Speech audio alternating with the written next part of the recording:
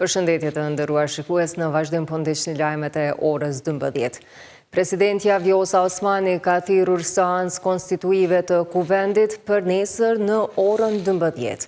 Presidenca ka njoftuar se vendimi për këtë datë është marrë pas konsultimit me shumicën e partive parlamentare dhe duke marrë parasysh urgjencën e krijimit të institucioneve, miratimin e buxhetit dhe marrëveshjeve ndërkombëtare. Caktimi i seancës u bë një ditë pasi Komisioni Qendror i Zgjedhjeve certifikoi rezultatet e zgjedhjeve të 28 dhjetorit.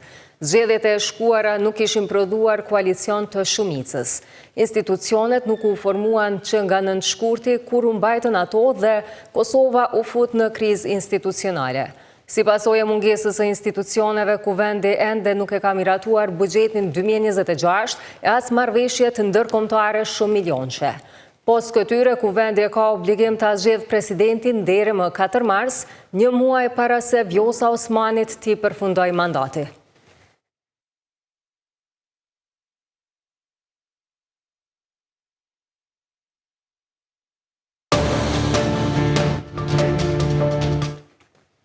Zyra e prokurorit të specializuar e përfaqësuar nga prokurori Matt Hallin ka pretenduar se ish-presidenti Hashim Thaçi i ka mashtruar ndërkombëtarët përfshirë edhe James Robin dhe Wesley Clarkun për atë që po ndodhte në realitet.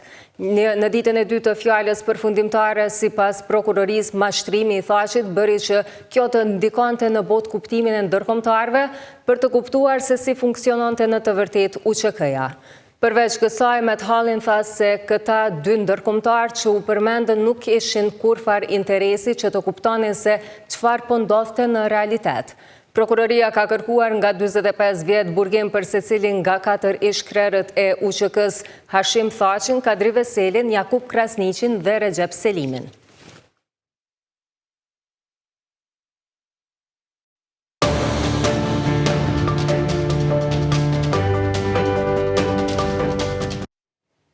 Kosova ka rënë për 3 pozita në indeksin e perceptimit të korrupsionit për vitin 2025, të publikuar nga Transparency International. Vlerësimin e vendos Kosovën me 43 pikë në pozitën e 76 nga 182 vende. Më 2024 ishte për 3 pozita më lartë. Instituti Demokratik i Kosovës e ka lidhur rënien me krizën parlamentare pas zgjedhjeve të nëntshkurtit 2025, që bllokoi formimin e institucioneve dhe zbatimin e reformave antikorrupsion. KDI-ja thotë se më 2025 nuk u miratua strategjia kundër korrupsionit, ndërsa viti përfundoi pa kryeprokuror të shtetit. Në komunikat përmendet edhe çështja e rezervave shtetërore, ku kryeministri Albin Kurti refuzoi të paraqitej si dëshmitar para prokurorisë speciale.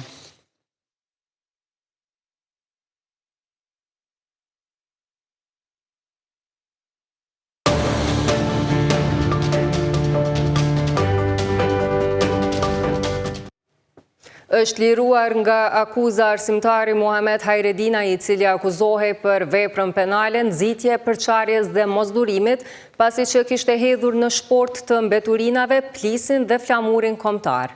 Kryetari i trupit gjykues Leon Përlaska ka arsyetuar se veprimet e të akuzuarit nuk kanë pasur për qëllim nxitjen e urrëties apo mosdurimit kombëtar apo fetar, por kanë qenë reagim ndaj një situate të tensionuar të krijuar në klasë mes mësimdhënësit dhe nxënësve. Sipas gjykatës, këto veprime nuk i përmbushin elementet e veprës penale.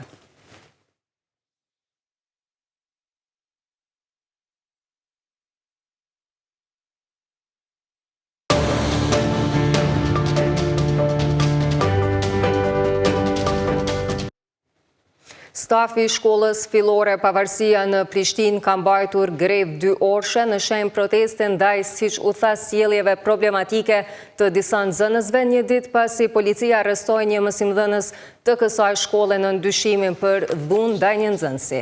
Sipas kolektivit të mësimdhënësve, videoja e publikuar në media paraqet vetëm fundin e incidentit dhe nuk e pasqyron tërësisht rrjedhën e ngjarjes. Përfaqësuesi i shoqatës sindikale të shkollës Ardit Ukaj ka theksuar se greva nuk është organizuar për të justifikuar dhunën, por për të reaguar ndaj cenimit të sigurisë dhe dinjitetit të mësimdhënësve. Ai ka kërkuar qasje më serioze institucionale dhe masa konkrete për mbrojtjen e stafit arsimor. Edhe së bashku ka kërkuar shqyrtim urgjent të rastit nga organet e drejtësisë.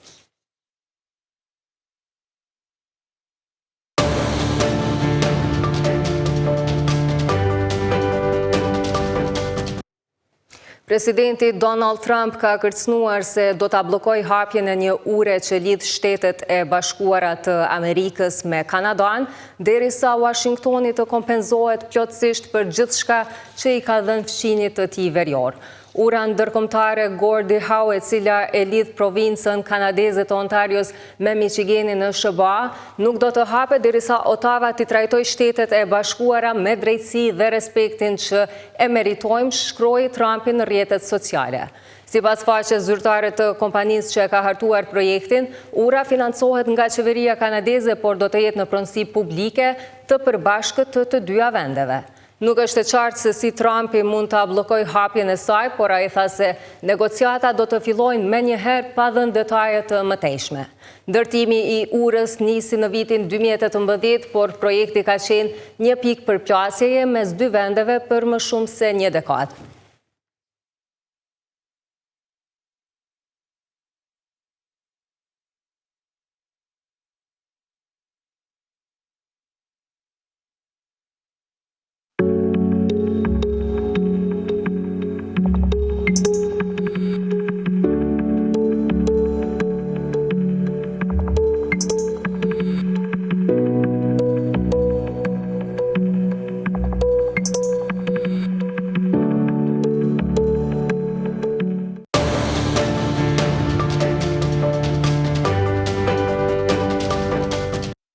Të nderuar shikues, kaq kemi përgatitur për këtë edicion të lajmeve. Ju falenderojmë për vëmendjen. Mirupafshim.